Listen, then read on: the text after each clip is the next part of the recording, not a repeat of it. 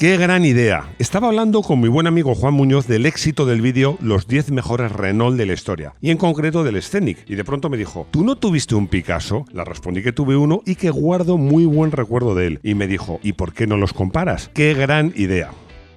Desde Ford Fiesta MK4, bienvenidos a Garaje Hermético. Enciérrate con nosotros.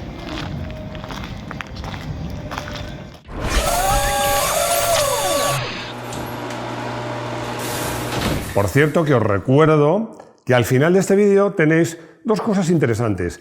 Nuestra sección, nueva sección de Nadie es perfecto, y una sorpresa en el consultorio que estoy seguro que os va a gustar. Volvamos al Picasso, ojo, al primer Picasso, al Sara Picasso, y al Scenic, ojo, también el primer Scenic, porque ya sabéis que el nombre comercial de Scenic sigue usándose incluso en la actualidad. Estos dos coches están entre los mejores monovolúmenes de su momento. Su momento es finales de los 90, porque el Scenic aparece en 1996. Y el Sara Picasso, que tuvo una vida comercial, la primera versión, más larga, pues se fabricó hasta 2011, se vendió hasta 2011 en Europa, en otros mercados todavía incluso 2 años más. Bueno, y digo más, no creo que estén entre los mejores monovolúmenes de sus años, sino yo creo que están entre los mejores monovolúmenes probablemente de la historia. ¿A ti qué te parece, Rodrigo? A mí me parece que por esta vez no exageras. Bueno, pues si a Rodrigo le parece bien, pues podemos seguir, ¿no? Y es que cuando se juntan un buen bastidor con motores que hemos llamado resultones, ya lo veréis, con un buen diseño, con buenas ideas, ¿qué es lo que pasa? Que aparecen coches como estos, que, bueno, no sé si son eternos, pero tienen el secreto de la eterna juventud. Y además son dos coches que por distintos motivos he tenido una relación muy estrecha con los dos. Y como de costumbre, vamos a empezar esta historia por el principio. Antes de empezar, te voy a hacer una pregunta. A ti, sí, tú, el del móvil. Estarás suscrito, ¿no? Que te voy a ir buscando. Por favor, suscribíos, nos ayuda mucho. Es sencillo y es gratis. Y así os enviamos notificaciones. Martes, jueves y domingo, cuando sacamos vídeos. Y si eres miembro, que es solo 0,99 € al mes, tienes vídeos específicos semana sí y semana no. Y el año que viene, muchas sorpresas que os estamos preparando. Picasso, qué bonito nombre. La idea que tenían en mente los ingenieros de Citroën era ambiciosa. Ellos decían, queremos romper con el estilo tradicional del automóvil. La verdad es que poner nombre a un coche que quería ser tan rompedor y que pues te traía ideas nuevas no es una cosa fácil. Un diseño que me gusta recordarlo, porque cuando fui a la presentación, muchos colegas míos, la mayoría diría, pues no le gustó el coche. Dijo, uy, esto no es que es como muy redondito, no le va a gustar a la gente. Bueno, pues se equivocaron, porque es un coche que gustó desde el primer momento mucho, pero es que además ha seguido gustando a lo largo de los años. Es que aún hoy a la gente le gusta y es que tiene una vejez muy, muy buena. ¿Y qué mejor nombre que el nombre de Picasso para un coche así? Bueno, la idea a mí me parece muy buena porque Picasso fue un artista innovador y Citroën era una marca innovadora. Y además pretendía ser un homenaje tanto a los dos protagonistas, tanto a Andrew Citroën como a Pablo Picasso. Bueno, yo creo que la idea era muy buena, aunque hay quien pensaba que no, porque Jean Clair, que era en ese momento el director del Museo Picasso, escribió pues, un artículo en el diario Libération donde decía que esto era una pura maniobra comercial y de marketing. Yo creo que no entendió nada. La negociación con los herederos, con la familia Picasso, no fue sencilla y no fue barata, pero se llevó a buen puerto, a buen término. Y gracias a eso, pues cientos de miles de aficionados, de usuarios, entre ellos yo, pues pudimos tener un Picasso en casa. Scenic, los 5 continentes. Antes de seguir, porque aquí tenemos un reto, Rodrigo y yo, porque yo, como todos los españoles, digo Scenic, con una E delante que no existe. No digo Scenic. Bueno, pues ya sabéis que los españoles no sabemos pronunciar consonantes solas. Esto lo tenemos claro, ¿no? Bueno, la presentación del Scenic fue en el Centro Pompidou. Y me gustó mucho una cosa, que se presentó ahí el prototipo, pero luego el modelo final era prácticamente igual. Me gusta mucho esto, porque hay marcas que presentan un prototipo con unas ideas muy revolucionarias, pero luego el coche que deriva de ese prototipo no tiene mucho que ver. En este caso no fue así. El prototipo y el coche de producción eran prácticamente el mismo. Y un guiño a esa vocación mundial del Scenic era que cada uno de los asientos del coche pues tenía el mapa y imágenes alegóricas a cada uno de los 5 continentes. Y el prototipo estaba en el centro y alrededor había 5 barras, 5 mostradores donde podías comer comida pues tradicional de cada uno de esos 5 continentes. Muy chulo, esas presentaciones que hoy día no se hacen. Recuerdo muy bien esa presentación. Máximo, no te enrolles, que yo y muchos seguidores sabemos por qué te acuerdas tan bien. Estoy seguro de ello, estoy seguro, porque es que ahí conocí por primera vez a la que luego ha sido la madre de mis hijos, que bueno, pues hubo mucha química desde el principio y además me llamó la atención porque hablaba 5 idiomas, bueno, hablaba y habla perfectamente comparado conmigo que hablo solo español y mal. A mí el coche me pareció francamente bonito y sobre todo muy bien resuelto en todos los aspectos, y es que partiendo de la plataforma de un Megane, que era un coche más o menos normal, Renault había conseguido hacer un coche, como os digo, muy bien resuelto y que pues era como una especie de mini Espace, pero a un tamaño mucho más razonable y con mayor éxito y más habitual en Europa. Mecánicas resultonas. Si bien el diseño, el planteamiento, incluso la distribución interior, incluso os diría, más en el caso del Picasso, los colores eran innovadores, las mecánicas no. Las mecánicas eran las que tenían modelos anteriores, eran mecánicas, como hemos dicho, resultonas, y yo creo que para coches así eso es una virtud. El Scenic nació antes, nació en el 96, como os he dicho, siempre ha llevado motores de 4 cilindros. Ha llevado motores entre 1.4 y 2 litros. Bueno, por supuesto, gasolina y diésel, de 75 y 140 caballos.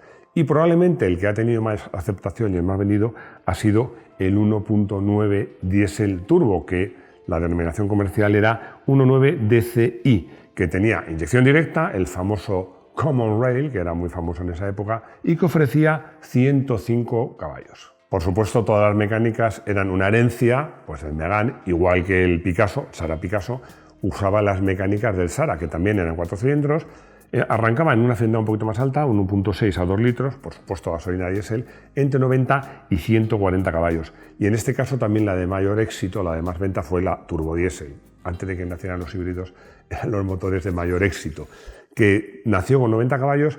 Bueno, yo creo que fue probablemente el más vendido, pero también hubo una versión que llegaba hasta los 110 caballos.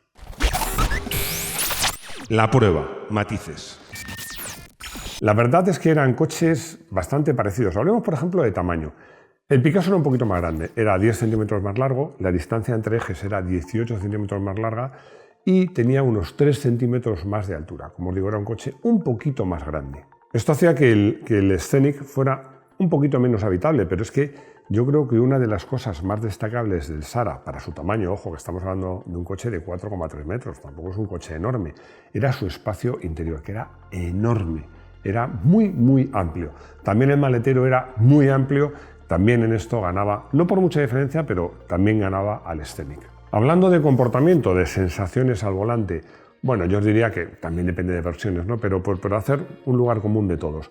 Yo creo que el Scenic era un coche con un toque, si me lo permitís, un poquito más deportivo, un poquito más ágil, un poquito más rígido. Mientras que el Sara era un coche con mucho aplomo, porque además tenía más anchura, más distancia entre ejes, un poquito más cómodo de suspensiones, como os digo, tenía muy buen aplomo, pero bueno, la verdad es que los dos iban francamente bien. En cuanto a calidad de acabado, sí me atrevería a decir que a coche nuevo, la calidad percibida del Scenic era un poquito mejor. El Sara parecía como, perdonadme, un poquito más plasticoso. Lo que pasa es que luego, pasados los años, pues demostraban que los plásticos del Picasso pues, tenían un aspecto un poco peor, pero también eran de muy buena calidad. Y en ambos casos, ahora que han pasado los años, podemos hablar de coches que eran bastante duros, muy fiables y duros como una roca. ¿Y qué os diría? Fijaos, que a lo mejor el Picasso incluso un poquito más que el Scenic, pero son coches muy duros. Bueno, de hecho es que son coches que tuvieron, sobre todo también el Picasso, que su vida comercial fue un poquito más larga que la del primer Scenic, porque el Scenic ya sabéis que ha seguido habiendo generaciones. And the winner is... Max, hoy lo tienes difícil, pero la pregunta es, ¿te vas a mojar?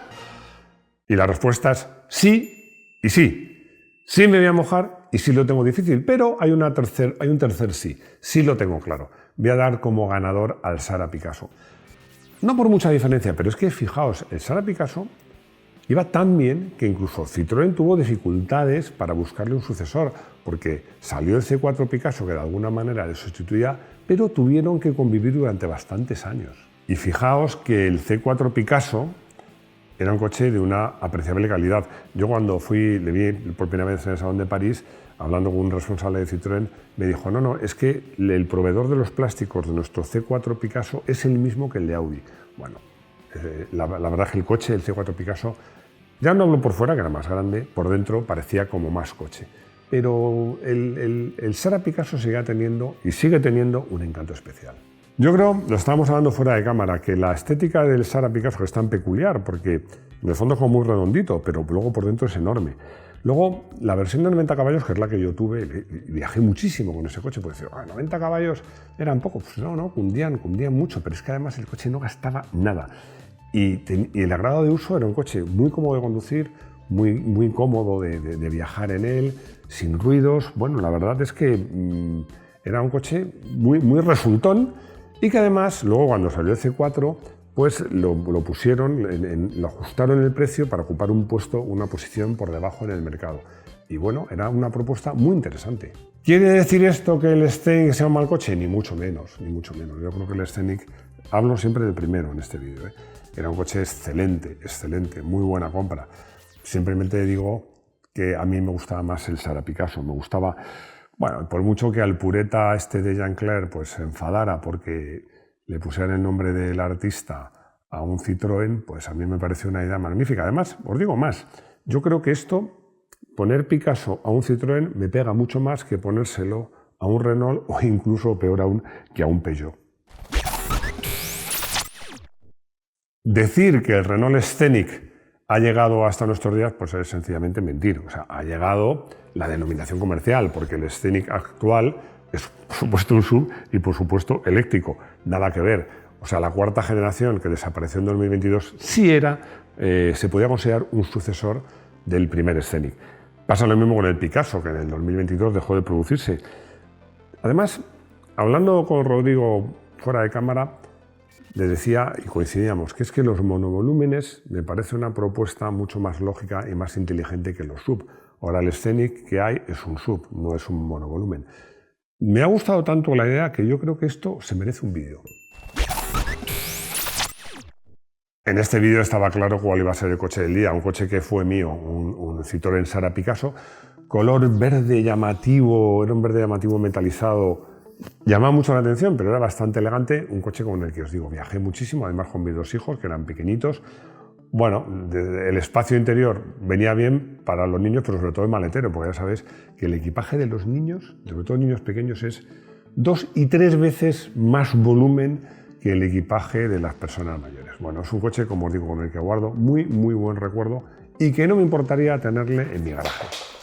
Y ya pasamos a nuestra siguiente sección, que es el consultorio, pero esta vez es un consultorio, como os hemos anticipado, muy especial. Consultorio clásico. Y tenemos una pregunta de una chica, porque tenemos muchas seguidoras en el canal. Sí. María B, que dice que le ha impresionado tu colección, y a mí. Gracias, María, muchas gracias. Estás invitada a verla cuando quieras. Y a cualquiera que venga a verla, ¿no? Y dice que le hace mucha ilusión que nos digas, ¿qué coche te ha costado más conseguir? ¿Cuál es el que más satisfacción te ha dado tenerlo? ¿Y cuál usas más? Y yo creo que la pregunta más difícil. Si dices, bueno, solo puedo escoger uno de estos 40. Bueno, yo no sé qué haría. ¿Tú qué harías? Bueno, mira, yo en el vídeo que hicimos de la colección ya lo contestamos, pero mira, te lo voy a volver a repetir. El coche que más difícil ha sido de conseguir fue el Seat Toledo Podium, que es este que hay aquí, que es el modelo que obsequiaron a los medallistas olímpicos españoles para las Olimpiadas de Barcelona 92. Es un coche que nunca se pudo comprar en un concesionario, por lo tanto tuvimos que ir localizando. Solo había que ganar una medalla. Solo había que ganar una medalla olímpica. Entonces tuvimos que ir localizándolos y nos costó como 25 años encontrarlo. Madre mía. A mí el que más ilusión me hizo ha sido el 1400 por Serra, porque es un coche que reúne todas las condiciones para formar parte de una colección, porque es descapotable, porque es biplaza, porque está firmado por Serra y porque además es un SEAT del modelo 1400 que acaba de cumplir ahora 70 años. Y el que más disfruto, tú no cabes. Yo sí. ¿Cuál es? Es el Mallorca, que es el Hispanonormal Mallorca, que también Lo se dice- conocía como... lo dice como para darme Seat envidia. Mallorca. Lo digo para darte envidia porque has intentado entrar y más o menos te has acomodado, pero vas un poco justito, Máximo. Esos son los 3 coches, María. No, pero falta... ¿Cuál más? No. Si solo pudieras quedarte con uno. Yo me quedaría con el Serra. Yo me quedaría con el Serra, porque además es un coche que yo lo deseo mucho, es un coche que tiene proyección internacional, es decir, es verdad que la mayoría de coches que tenemos en la colección son de producción nacional y entonces quedan reducidos al territorio español, pero una firma de Serra tendría proyección internacional. Me quedaría con el Serra. Bueno, a mí María no me ha preguntado cuál me quedaría ¿Y tú yo. cuál te y quedarías? no lo voy a decir. Bueno, yo lo sé. El que hay aquí, el FL90. Nadie es perfecto y yo menos que nadie. Voy a volver a hacer un comentario, porque fue un vídeo muy comentado, el de 10 coches horrorosos, porque puse que a mí me parecía horroroso a un Alfa Romeo Spider o Spider, como quería llamarle, ponerle un motor diésel. Hay quien dice, no, es que a mí me gusta. Bueno, pues a mí no. A mí, francamente, os digo, es que un descapotable... Dice, no se oye tanto ir con descapotado y oír ahí el motor diésel, que queréis que os diga, no me gusta. Pero bueno, esto es opinable. Lo que no es opinable es un fallo que cometí, porque decía, es que además lo comparas con el V6 que lleva motor Buso, pues no, porque Antonio Eras 9326 me recordaba con todo acierto que este Alfa Romeo llevaba motor V6, pero no era el motor Buso, era un motor de origen Opel. Así que zasca para mí. Ahora me voy a otro vídeo, el que titulamos Citroën BX GTI 16 válvulas. El mejor GTI, bueno, es que en general os ha gustado mucho, pero ha habido un comentario que me llamó la atención, porque me dicen, ¿cómo puedes decir que el GTI es un coche de 5 puertas? ¿Y dónde pone que un GTI no pueda tener 5 puertas? Es que incluso el Golf GTI lo ha habido en 5 puertas, o sea, no lo entiendo. Además, un comentario me añade, uno de vosotros me añade un matiz, dice, no, es que la carrocería de 2 puertas laterales es más rígida. Pues no, os equivocáis, porque generalmente cuando tú haces un coche coupé, es decir, con 2 puertas laterales, una a cada lado, esas puertas son más grandes, es decir, el agujero que tiene el autobastidor, el chasis, digámoslo así, pues es más grande. Fijaos, por ejemplo, que hay una copa que se hace, una copa con coches clásicos, se hace en Alemania con los BMW, como yo tengo, con el E36, que puedes correr con el coupé o con el 4 puertas. Todo el mundo corre con el 4 puertas, porque es más rígido, Tiene 4 agujeros, pero, bueno, es más rígido si tiene pilar B, el de en medio. O sea que no, que tampoco por ahí van los tiros. Así que nada, yo creo que un coche puede ser GTI, incluso muy buen GTI, incluso el mejor GTI, aunque tenga 5 puertas. Y ya hemos llegado al final de este vídeo, un poco especial, la verdad, me apetecía hacerlo, espero que os guste y ya sabéis que las comparativas vintage me encantan. Gracias por seguirnos, gracias por comentar, gracias por suscribiros, gracias por los likes, gracias por compartir y espero veros de nuevo aquí en nuestro garaje hermético. Hasta pronto.